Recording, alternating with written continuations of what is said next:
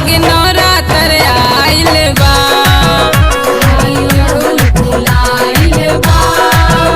लागे नवरात्र आइल बा।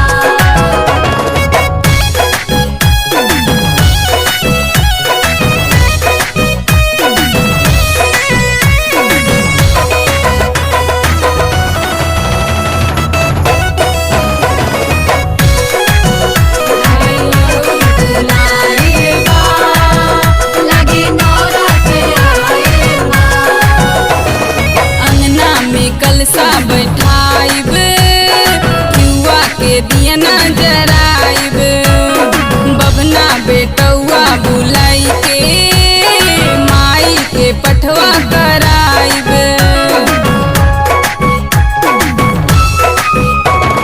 घरवा में कलसा बैठाइब, युवा के दिया जराइब, बबना बेटौआ बुलाई के माई के पठवा कराइब।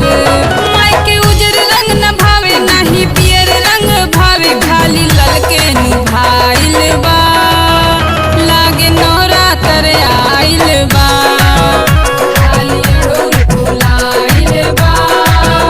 लागे नवरात्र आइल बा। जय जय माँ जय जय माँ जय हो माँ। जय जय माँ जय जय जय जय हो माँ।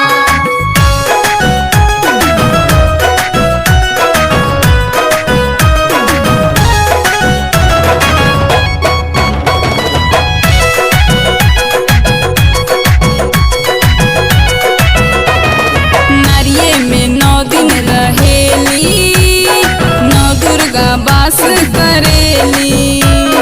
धई के कोनो के रूपवा दुखियन के दुख हरेली।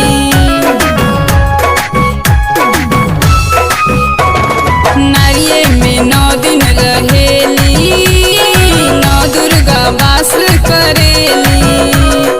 धई के कोनो के रूपवा दुखियन के दुख हरेली।